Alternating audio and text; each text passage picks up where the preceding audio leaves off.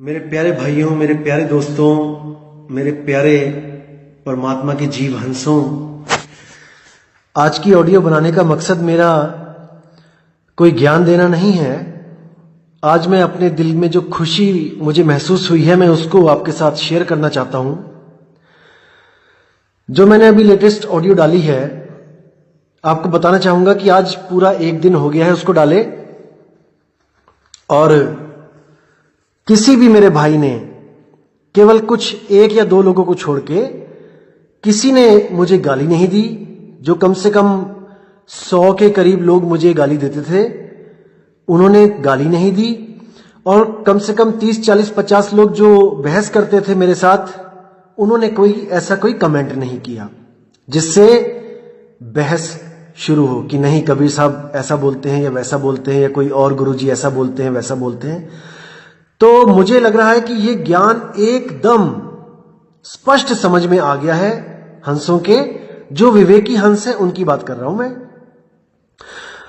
और इतने लोगों में से ये पहला दिन ऐसा हुआ है जब केवल एक या दो लोगों ने गाली दी है।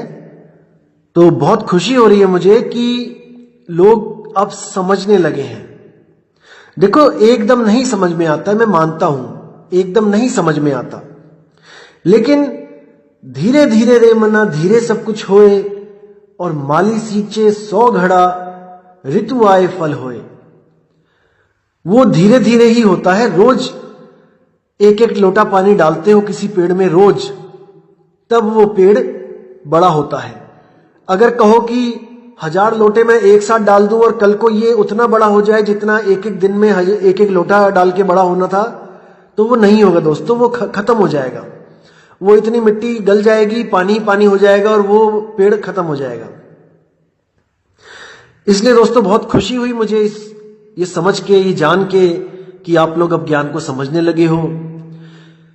दोस्तों मेरी एक बात ध्यान से समझो, अच्छी तरह समझ लो इस बात को। जब भी कोई भी संत महात्मा, कोई भी आपका यार दोस्त, कोई भी आपका कोई बड़ा बुजुर्ग जब आपको ज्ञान दे रहा होता है, तो उस ज्ञान को सबसे पहले तसल्ली से सुनना चाहिए। इसको सुनना चाहिए। आपने एक दोहा सुना है, पोथी पढ़ पढ़ जग मुआ, भयो न पंडित कोए, ढाई आखर प्रेम का, पढ़े सो पंडित होए। ये जो ढाई आखर प्रेम का है दोस्तों, ये है हमारा सत्संग के प्रति प्रेम, सत्संग के प्रति प्रेम। कि हमें कहीं पे भी कोई भी सत्संग मिलता है तो हमें उसे प्रेम से सुनना है। भले आप कोई ग्रंथ ना पढ़ो, इससे कोई फर्क नहीं पड़ता, लेकिन अगर आपने वो सत्संग सुन लिया तो आप इतने ज्ञानी हो जाओगे जितना आप ग्रंथ पढ़ के भी ना हो पाते। इसलिए प्रेम की बहुत बड़ी महिमा बताई है। हमें सबसे पहले प्रेम करना है सत्संग से। हमने कभी ये नहीं देखना कि ये सत्संग हमारे गुरुजी का है, या हमारे किसी जाति बिरादरी का है, या हमारे किसी धर्म से रिलेटेड है। अगर वो आपके धर्म का ना भी हो, जो आपके धर्म में जो सत्संग चलते हैं, अगर वो सत्संग ना भी हो, तब भी हमने उसको सुनना है, क्योंकि सत्य सबके लिए समान है, सत्य सबके लिए एक है, और सत्य ही सत्संग है। सत्संग का क्या मतलब है? सत्य का संग, यानी सत्य के साथ जुड़ जाओ, असार को त्याग दो, सार के साथ जुड़ जाओ, यही सत्संग है। सत्संग किसी के घर की अमानत नहीं है कि किसी एक घर में सत्संग मिल रहा है, किसी एक धर्म में सत्संग मिल रहा है। सत्य पे सबका अधिकार है। कभी भी ये मत देखो कि वो सत्संग किस धर्म में, किस आदमी के द्वारा, या किस वेशभूषा में जो आदमी बता रहा है उसके द्वारा, कैसा भी, कुछ भी, कोई भी सत्य की चर्चा करता है तो उसको सुनो, उसको समझो, क्योंकि सत्य एक है और वो हम सबका है। ऐसा नहीं है कि किसी एक धर्म ने उस पर मोहर लगा दी कि वो उसी का है। सबका है मेरे भाई, सबका है। तो मेरे कई दोस्तों ने, मेरे भाइयों ने मुझे किसी एक स्वयंभू आत्मज्ञानी है, शुरू से ही उसके बारे में बोलते आ रहे हैं कि आप उसको सुनो, देखो वो क्या कहता है। दोस्तों मैंने सुना उसको और मैं देख रहा हूं कि वो काफी इंप्रूव कर रहा है। अब बहुत अच्छा लगा मुझे और मैं तहे दिल से मालिक का शुक्रिया करता हूं कि वो जो पहले बातें बोलता था वो बड़ी अटपटी होती थी। अटपटी का मतलब ये नहीं कि उसमें कोई सार था, उसमें असार ही असार नजर आता था। जैसे उन्होंने क्या बात करी कि हम और आप आत्मा नहीं, हम और आप मन है। तो ये असार है, हम और आप मन तो हो ही नहीं सकते, क्योंकि कबीर साहब कहते हैं मन के मते न चालिए, मन है पक्का दूत। अब कबीर साहब कह रहे हैं कि मन के मते न चालिए, यानी कि मन भ्रमित करने वाला है। अब किसको कह रहे हैं कबीर साहब? कौन है जिसको संदेशा सुनाया जा रहा है कि मन भ्रमित करता है, उसके साथ मत जाना? तो यानी वो मन से कुछ अलग हस्ती है, मन से अलग चीज है। जैसे साहिब ने कहा है, मन जाता है तो जान दे, तू थाम के राख शरीर, उतरा पड़ा कमान से और क्या कर सके तीर। यहां पे भी कबीर साहब ने बोला कि मन जाता है तो जाने दे, तू थाम के राख शरीर, तू शरीर को पकड़ के रख। अब वो कौन है जो शरीर को पकड़ के रखेगा? मन तो चला गया ठेके पे दारू पीने, तो कौन है जो शरीर को नहीं जाने देगा? और शरीर को नहीं जाने देगा तो कर्म नहीं बनेगा। वो हस्ती क्या है? उस स्वयंभू आत्मज्ञानी भाई को इसका नहीं पता था। वो अपने आप को और आप सबको मन कह के संबोधन कर रहा था कि आप और हम मन है, क्योंकि मन महसूस करता है, रोता है, हंसता है, आत्मा महसूस नहीं करती है। यह प्रमाण देके आपको यह सिद्ध किया जा रहा था कि आप और हम मन है। कुछ दिनों के बाद मैंने एक और ऑडियो सुनी, मेरे भाइयों ने फिर निवेदन किया कि ये वाली ऑडियो सुनिए। मैंने सुना तो हमारे सत्संग सुन सुन के उसको इतनी चीज समझ में आ गई थी कि चेतना भी कोई चीज है। तो उसने उस सत्संग में, अपने सत्संग में बोला कि ब्रह्म से यानी शून्य से जो चेतना ही चेतनाएं प्रकट हुई, उन चेतनाओं से एक तंत्र बना और जो शरीर पैदा हुआ, पहला शरीर बना, वो हम और आप हैं। देखो, अपनी वाणी को काट के उसने पहले मन बोला था, अब आपको घोषित किया कि आप तन हो। कौन सा? चेतना वाला तन।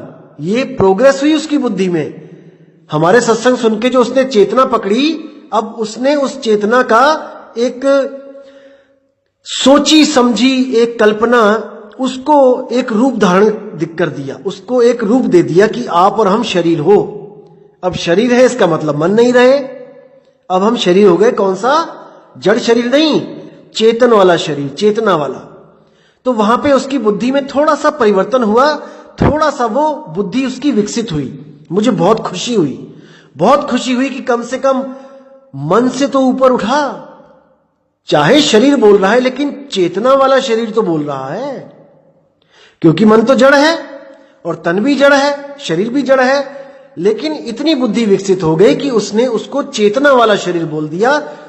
ये उसने मान के चलो कि एलकेजी से वो फर्स्ट क्लास में आ गया। बहुत खुशी हुई मुझे, क्योंकि देखो, किसी का भी विवेक बढ़ता है तो मुझे बहुत खुशी होती है। आप सोच भी नहीं सकते कितनी खुशी होती है, क्योंकि विवेक बढ़ते बढ़ते बढ़ते ही तो आप विवेकी बनोगे।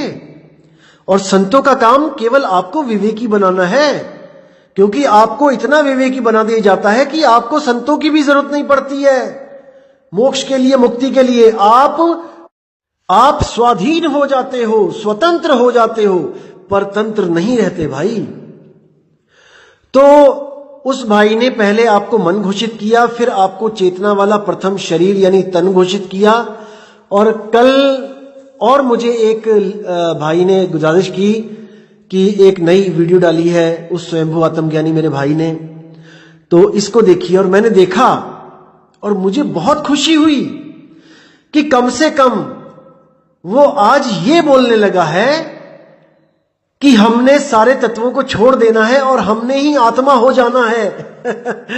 दोस्तों, जो बंदा पहले ये कहता था कि आप और हम पूर्णतया मर जाएंगे, खत्म हो जाएंगे, हमें और आपको पूर्णतया मारने में जो लगा हुआ था, आज वो मेरा भाई कहना चाह रहा है कि हम इन शरीरों को छोड़ देंगे और हम आत्मा ही हो जाएंगे। वाह वाह मेरे प्रभु, ये सब आपकी ही दया है जो उसकी दिव्य दृष्टि खुल रही है। धीरे धीरे उसको ज्ञान समझ में आ रहा है और सबसे ज्यादा खुशी इस दास को हो रही है, क्योंकि आपको बताना चाहूंगा कि वो भाई हमारे ही पंथ से अलग हुआ है। वो मेरा भाई हमारे ही पंथ में था, मैंने ही उसको सारा आत्मज्ञान समझाया था, लेकिन वो भाई किसी औरों के सत्संग सुनने लग गया और भ्रमित हो गया। उसमें इसका कोई दोष नहीं है, मैं बिल्कुल नहीं कहूंगा कि उसका दोष है। वो मेरा ही भाई है, बस भ्रमित हो गया है। धीरे धीरे वो सही रास्ते पे आएगा, मेरा पूरा विश्वास है कि वो आएगा। और उसने एक ऑडियो में, वीडियो में मुझे अपना दुश्मन स्वीकार किया कि मेरे दुश्मन भी ये ज्ञान सुनेंगे तो वो आत्मा के निकट होते चले जाएंगे। मेरे भाई, मैंने कभी नहीं सोचा कि आप मेरे दुश्मन हो, आप मेरे दोस्त ही हो, और मैं कभी भी नहीं चाहूंगा कि आप लोगों को ज्ञान देना छोड़ दो, कभी नहीं। कम से कम आप लोगों को भ्रम से तो दूर कर रहे हो। लेकिन मेरे भाई, आप लोगों को ज्ञान दो, आप लोगों को तर्क की शक्ति दो, लेकिन आप लोगों को कुतर्की मत बनाओ। ऐसा ज्ञान मत दे दो कि वो कुतर्क में उलझ जाएं। आप अपने आप को एक संत घोषित करो। जी आयानो सजदे हैं, मैं सजदा करता हूं आपको, आप संत बन रहे हो, अच्छी बात है। लेकिन आप स्वयं को ऊंचा करने के लिए कबीर साहब को, नानक साहब को नीचा कर दोगे भाई, तो आपकी विवेक शक्ति जो मालिक ने दी है वो भी आपसे छीन ली जाएगी। इस बात को समझो। मैं आपसे फिर निवेदन कर रहा हूं कि ये जो हमारे संत महात्मा हैं, ये स्वयं परमात्मा है भाई, ये स्वयं परमात्मा में समा चुके हैं। जिस ज्ञान को आप आज बताना चाह रहे हो लोगों को, युगों युगों से ये समझाते आ रहे हैं। इसलिए इस जिद को छोड़ दो कि कबीर साहब अज्ञानी है, ये नानक साहब अज्ञानी है, या कोई और संत महात्मा है वो अज्ञानी है। हां, जो ब्रह्म ज्ञानी है वो अज्ञानी है, इसमें कोई दो राय नहीं है। जो ब्रह्म ज्ञानी है वो इन संतों के सामने अज्ञानी है, लेकिन उन जीवों के सामने वो भी ज्ञानी है जो अभी तक ब्रह्म अवस्था को भी नहीं प्राप्त कर पाए हैं। दोस्तों, 10वीं का स्टूडेंट पीएचडी के स्टूडेंट के सामने अज्ञानी है, लेकिन एक अनपढ़ के सामने दोस्तों वो भी ज्ञानी है। जब आप रेलवे स्टेशन पे जाते हो, फॉर्म भरते हो, आप भले 5वीं पास हो लेकिन आप फॉर्म भर सकते हो। दोस्तों, एक अनपढ़ आदमी जब आपसे दया की भीख मांगता है वहां पे कि भाई जी मेरा फॉर्म भर दो, तो वो आपको ज्ञानी समझ के ही अरदास करता है। इसको समझो।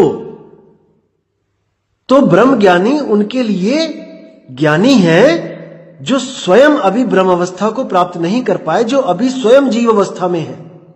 लेकिन एक आत्मज्ञानी के आगे ब्रह्म ज्ञानी भी अज्ञानी है। तो मेरे भाई, मैं मानता हूं कि आप बहुत अच्छा प्रचार कर रहे हो, बहुत अच्छी बात है। आपने बहुत से जीवों को जगाया है, इन भ्रम जालों से निकाला है, इन तत्वों से निकाला है। लेकिन मेरे दोस्त, मेरे भाई, आप भी अपना विवेक शक्ति बढ़ाओ। आप ये समझने की कोशिश करो कि आप क्या हो और हम क्या हैं। आप सुन से सृष्टि पैदा करवाते हो, यानी कि सुन से शरीर पैदा करवाते हो। सुन चेतनता प्रकट नहीं कर सकता, चेतन तो वो स्वयं है। अरे वो चेतन ही जड़ के साथ मिलके जड़ को भी चेतन कर देता है। वो इतना सामर्थ्य है उस चेतन में, उसको कौन पैदा करेगा? तो इसको समझो दोस्त, इसको विचार करो। मुझे पूरा यकीन है कि आप दोबारा हम लोगों में शामिल होगे, क्योंकि मूल ज्ञान का कबीर साहब ने पहले ही बोल रखा है कि यह मूल ज्ञान ऐसा है कि सब दुनिया के जितने भी संत महात्मा हैं, जितने भी ज्ञानी ध्यानी हैं, वो इस ज्ञान को सुनकर इस ज्ञान की शरण में आएंगे। और आप उनमें से कोई अलग नहीं हो दोस्त मेरे, आप भी आओगे। बस मैं चाहता हूं मजबूत होके आना।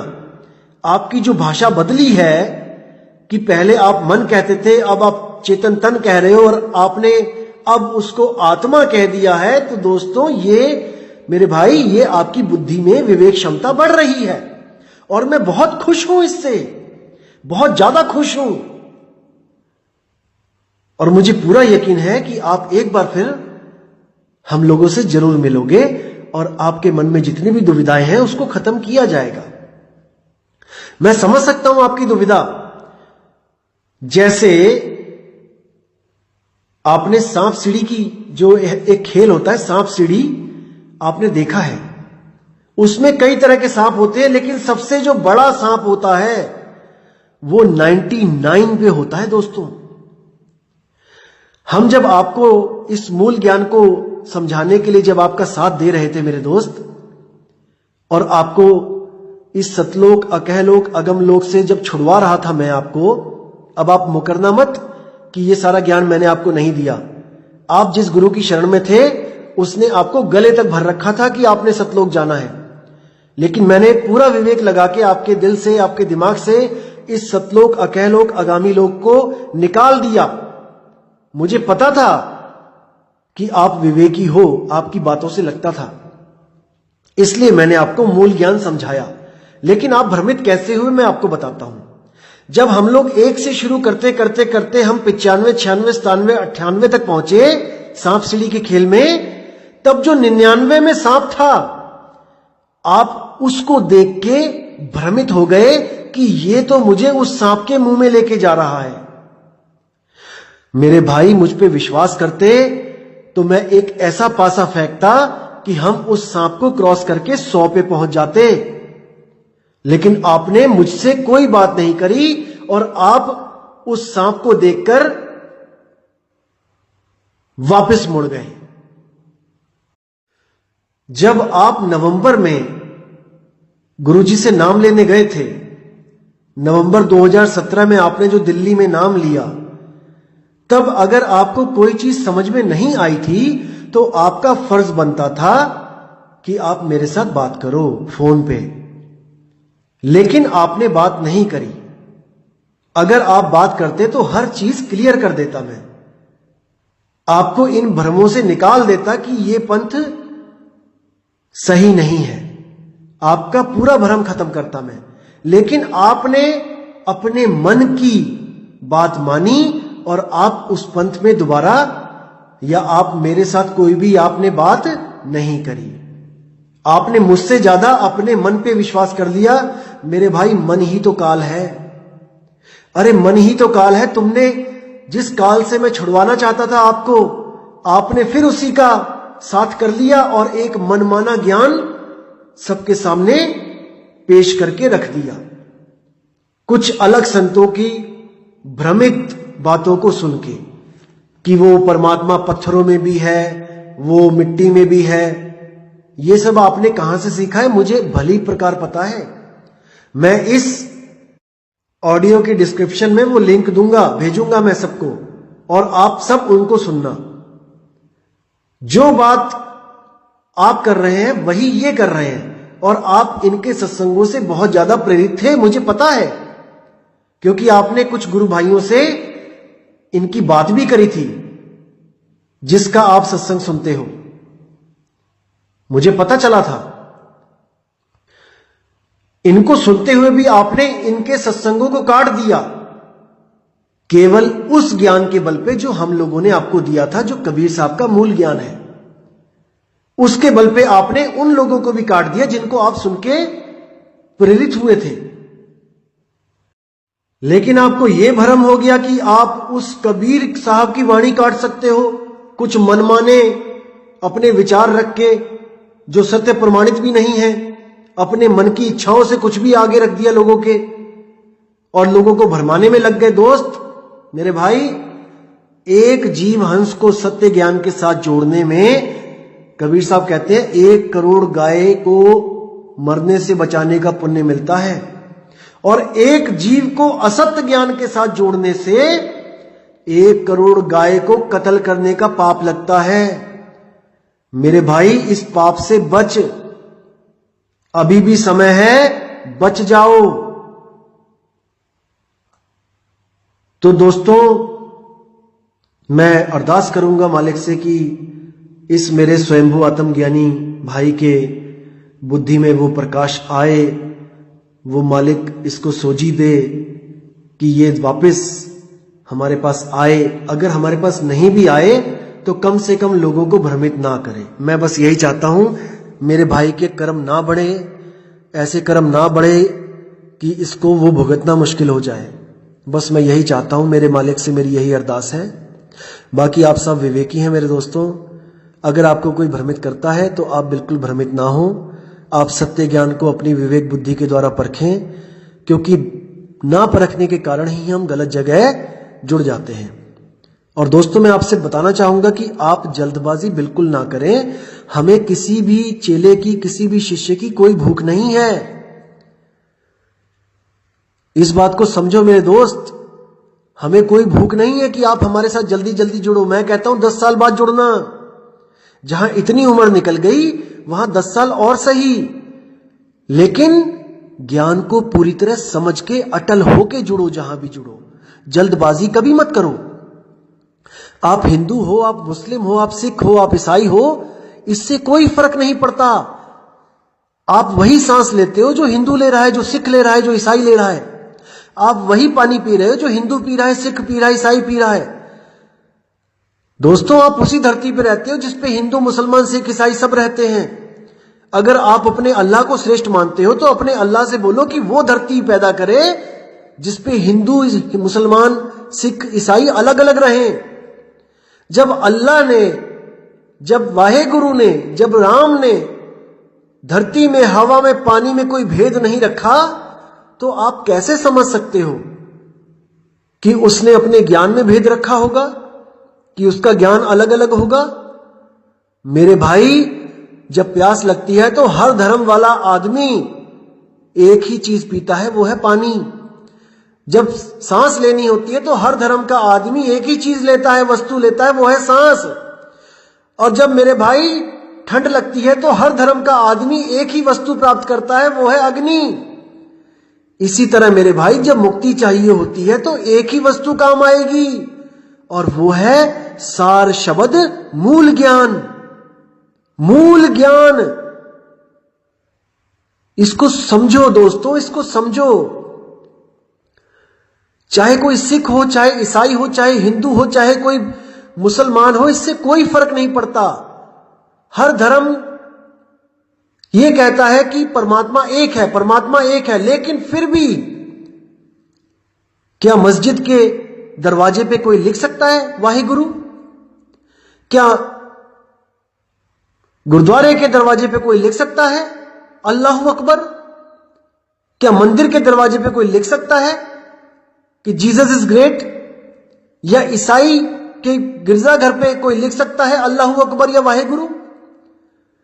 तो बोलने को ये सब आपको समझा रहे हैं कि वो एक है, वो एक है, लेकिन ये खुद को नहीं समझा सकते कि वो एक है, वरना ये दीवारें कब की टूट जाती। अब कोई हमें भी कहे कि आप केवल कबीर कबीर करते हो, भाई हम कबीर उस आत्मा को मानते हैं जो ज्ञान देता है, हम उसका नाम नहीं जपते। अगर वो आत्मा अपना नाम जीसस कहती और हम उसके मूल सिद्धांतों पे चलते तो हम उसको जीसस कह के प्रेम करते। अगर वो आत्मा कृष्ण होती, अगर गीता में आत्मा का भेद बताया होता तो मैं उसको कृष्ण कह के प्रेम करता, क्योंकि मैं अपने कल्याणकारी गुरु से प्रेम करूंगा, मैं नामों के चक्कर में नहीं फंसूंगा। गरीबदास जी ने तो उसको आदि गणेश बोल दिया है। गणेश जी से गरीबदास जी का कोई लेना देना ही नहीं है, फिर भी उस समाज को एक सूत्र में बांधने के लिए कि कोई ये ना सोचे कि हम देवी देवताओं के खिलाफ हैं, ये केवल वो सोच सकते हैं जिनको अभी गुरु नहीं मिला, जिनके अभी ज्ञान नहीं उजागर हुआ है। जब वो सत्संग में आएगा, जैसे उन्होंने बोला आदि गणेश मनाऊं पूजू और न देवा, जब उन्होंने इतना बोला तो जो लोग गणेश को मानते थे, क्योंकि उस समय तो हिंदू धर्म का प्रचार ज्यादा था हरियाणा में, तो जो आदि गणेश को सुनकर सत्संग में बैठे कि देखो ये हमारे गणेश जी की बात कर रहा है, वो सत्संग में बैठे और जब उन्होंने धीरे धीरे सत्संग को सुनना शुरू किया तब उनकी विवेक बुद्धि जागी और उन्होंने आदि गणेश को समझा और उन्होंने नामदान लेके उस आदि परमात्मा आदि सत्य को स्वीकार कर लिया। और गणेश जो सूंड वाले गणेश जी हैं वो ऑटोमेटिकली छूट गए, उनकी पूजा पाठ छूट गई। जब आदि गणेश मिल गया तो मूर्ति गणेश को कौन मनाएगा। इसी तरह पांचवी पातशाही ने बोला आदि निरंजन प्रभु निरंकारा। अब निरंजन क्या है आप देखोगे, रावण भी कहता था अलख निरंजन, गोरखनाथ भी कहता था अलख निरंजन, और जितने भगवाधारी जो साधु हैं वो भी कहते थे अलख निरंजन। तो पांचवी पातशाही ने झगड़ा खत्म करते हुए उस परमात्मा को बोल दिया आदि निरंजन। अब कहने का मतलब निरंजन को जो लोग मानते हैं वो आएंगे सत्संग में बैठेंगे कि गुरुजी भी हमारे वाले निरंजन को प्रेम कर रहे हैं, लेकिन जब उनको ज्ञान के द्वारा बुद्धि विवेक जागेगी तब वो समझ जाएंगे कि आदि निरंजन और निरंजन में बहुत बड़ा फर्क है। जैसे गरीबदास जी की वाणी में आता है एक निरंजन नाम है और एक निरंजन काल। अब यहां पे दो निरंजन की बात करी गरीबदास जी ने वाणी में कि एक निरंजन नाम है यानी वो आदि नाम है और एक निरंजन काल है वो काल निरंजन है। तो भाई सत्संग में आओगे तभी तो समझ में आएगा कि कौन निरंजन काल है कौन निरंजन नाम। तो इसको समझना पड़ेगा मेरे भाई। मूल ज्ञान को समझ के केवल मूल प्राप्त होता है और मूल के अलावा सब मिथ्या है, भ्रम है। एक है सादे सब सदे सब सादे सब जाए, माली सींचे मूल को और फूल पात अघियाए। जब आप कोई पौधा बोते हो तो दोस्तों जब पौधा निकलता है तो आप पानी कहां डालते हो, केवल जड़ में पानी डालते हो। आपको पत्तों पे या फूलों पे या टहनियों पे या तने पे छिड़कने की जरूरत नहीं पड़ती है। अगर आपके पास 1 लीटर पानी है और आपने 1.25 लीटर पत्तों पे टहनियों पे और तने पे छिड़क दिया और केवल 250 ml जड़ में जा रहा है तो दोस्तों आपने कोई बुद्धिमानी वाला काम नहीं कर दिया है। जैसे कई लोगों के गुरु जो हैं यहां पे गुरु बन के बैठे हैं वो कहते तो कबीर परमात्मा है कि मूल कबीर है, लेकिन आपको देवी देवताओं के नाम भी जपवा रहे हैं, आपको काल का भी नाम जपवा रहे हैं, आपको अक्षर पुरुष के भी नाम जपवाए जा रहे हैं, पता नहीं किस किस कौन कौन सी टहनियों के नाम जपवा रहे हैं और मूल का अता पता नहीं है। दोस्तों जब ज्ञान हो जाता है तो ये टहनियां डाल पत्ते सब छूट जाते हैं, केवल सारी सुरती एक मूल की तरफ होती है और मूल है शब्द। सुरती को केवल शब्द में लगाने वाला गुरु वही सतगुरु होता है।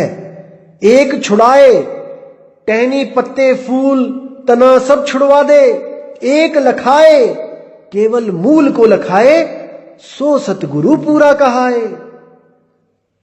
इसीलिए बोला है एक साधे सब सधे, केवल मूल में पानी डाल दे भाई, उस एक को साधने से सब सध जाएंगे। वही मूल अपने आप पानी तने तक पहुंचा देगा, पानी को टहनियों तक पहुंचा देगा, पानी को पत्तों तक फूलों तक पहुंचा देगा। आपको अलग से कुछ करने की जरूरत नहीं है। तो कहते हैं भला हुआ मेरी माला टूट गई और मैं राम भजन से छूटी, मेरे सिर से टली बला। ये सब मंत्र तंत्र जंत्र माला धूप अगरबत्ती देसी घी की जोतें हवन यज्ञ ये सब बला थी। ये सब बलाएं चिपकी हुई थी मेरे शरीर को आके, मेरी आत्मा को आके, लेकिन सतगुरु मिले तो मेरे सिर से टली बला।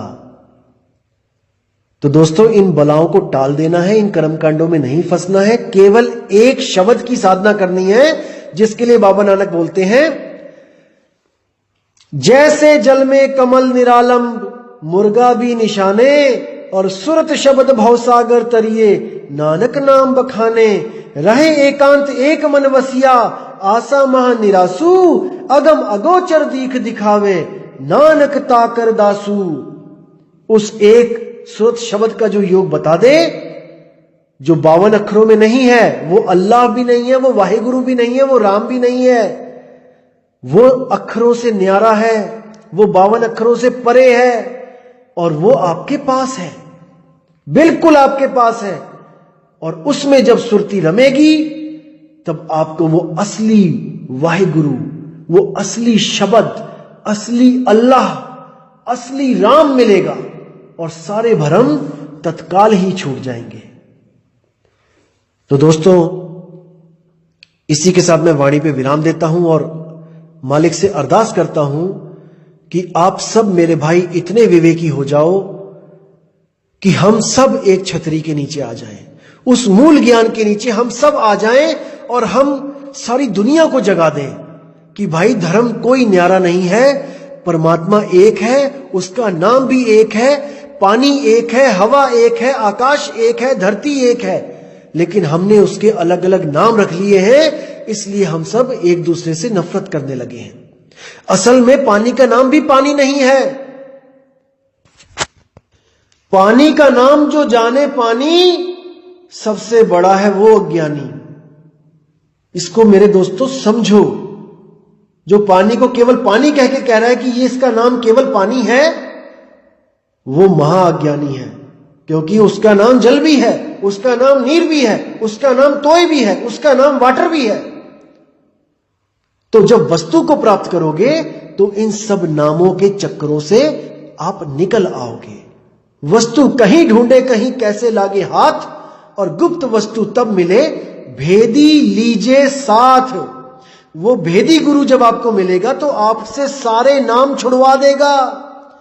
जब कोई आपके घर में आता है प्यासा और कहता है मुझे पानी दे दो, तो आप क्या कोई मंत्र देते हो जपने के लिए उसको कि ये मंत्र जप लेना प्यास बुझ जाएगी? नहीं मेरे भाई, आप दौड़ के जाते हो और एक वस्तु लेके आते हो और उसको वो वस्तु देते हो बिना उसका नाम बताए।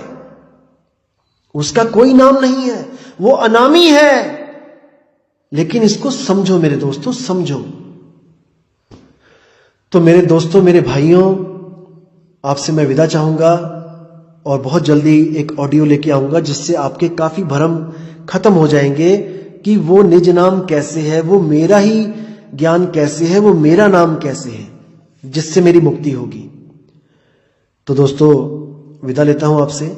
जय गुरु बंदी छोड़ मदन साहिब, जय गुरु बंदी छोड़ वैराग साहिब, जय गुरु बंदी छोड़ मेरे बाबा नानक जी, जय गुरु बंदी छोड़ मेरे सब संत, जय जय बंदी छोड़ सतगुरु सत्य कबीर साहिब की सदा ही जय हो। साहिब बंदगी सतनाम। मेरे प्यारे भाइयों, मेरे प्यारे दोस्तों, मेरे प्यारे परमात्मा के जीव हंसों, आज की ऑडियो बनाने का मकसद मेरा